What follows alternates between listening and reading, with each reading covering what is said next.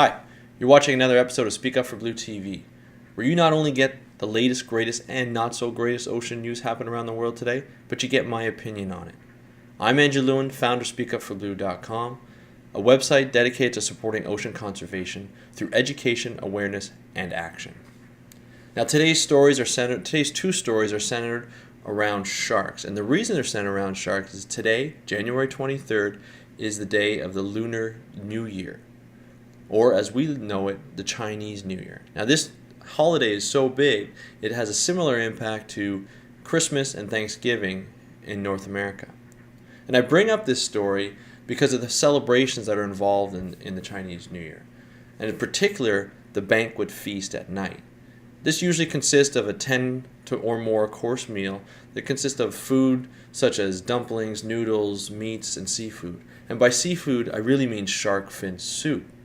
Now, for those of you who don't know about shark fin soup, click the annotation that appears right now. It'll take you to a video that I previously recorded last year about the entire issue of shark fin soup and what I think can be done to solve the issue. And for those of you who don't really know but want a brief breakdown, essentially shark fin soup is a popular Asian dish that is now served all over the world.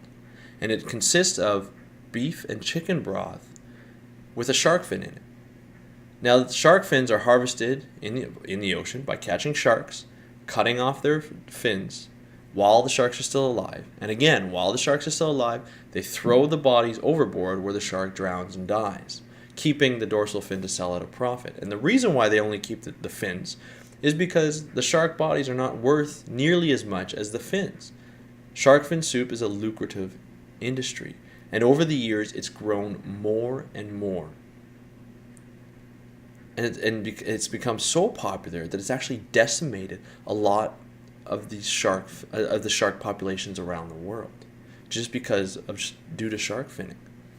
And every year, millions of sharks are killed to support the shark fin soup industry around the world, which is often served during major functions such as weddings and, of course, New Year's Eve parties.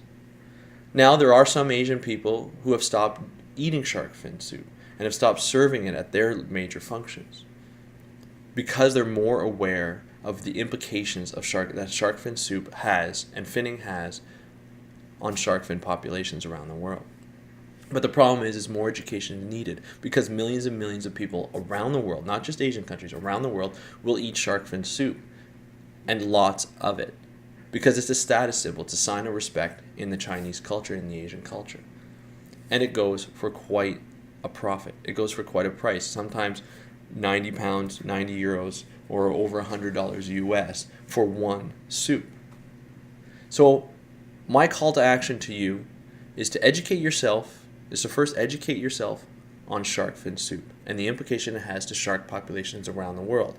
And with the decimation of sharks around the world, what that will imply for the rest of the ocean. And as you get more and more educated, tell your friends, your families, your colleagues, whether they're Asian or not Asian.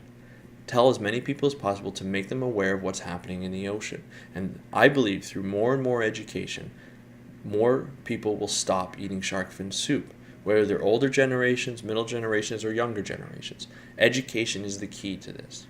And many organizations are already starting to do this. And I will provide a link below at some of the organizations that are actually getting people to pledge not to eat shark fin soup anymore.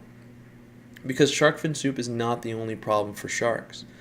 There are multiple issues that face sharks in the ocean, which is water pollution. Some of them are water pollution and climate change. And of course, speaking of sharks and climate change, it brings us to our next story. Where recently a scientific study out of Australia popped up, which observed the first ever hybrid shark.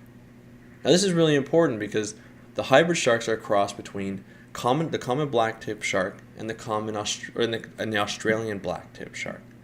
Now the hybrid is said to represent a stronger species in that it might have better tolerance to a wider range of temperatures, whereby the Australian black-tip shark are mostly abundant in cooler subtropical waters, and the common black-tip shark are more abundant in tropical waters. The new species is said that sharks are hybridizing. The study calls that the sharks are hybridizing because they are adapting to warmer temperatures, which is of course a side effect of climate change.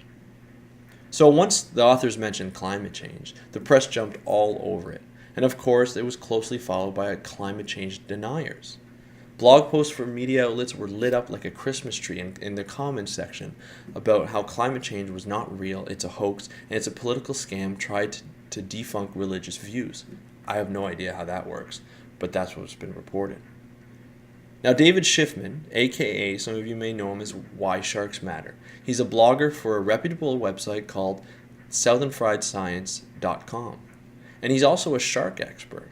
And he broke down and demystified a lot of what the press was saying about the study. And the two major points that he found was, one, this hybridized shark was just observed during this study. It wasn't actually the motive of this study. And it was the first hybridized shark that we found, but it may not be the only hybridized shark that we found. There may be others out there that we don't know. And we only know really 1%, according to the Census of Marine Life, we only know 1% of what goes on in the ocean and the species that are in the ocean. There may be millions of other species that are out there of sharks that might be hybridizing or might not be hybridizing or might have hybridized in the past. But what David was trying to really get to was that there's more research needed to answer any kind of questions about adaptation to climate change, because the study never actually provided any evidence that these sharks hybridized or reproduced because they were trying to adapt to climate change. Now, it's possible through a process called natural selection that some species that hybridize will be selected to survive rather than other species. And it makes sense, in theory, that a species that can tolerate a wider range of temperatures would survive more than species who can tolerate a lower range of temperatures, especially during a time where some ocean temperatures are increasing and some are decreasing.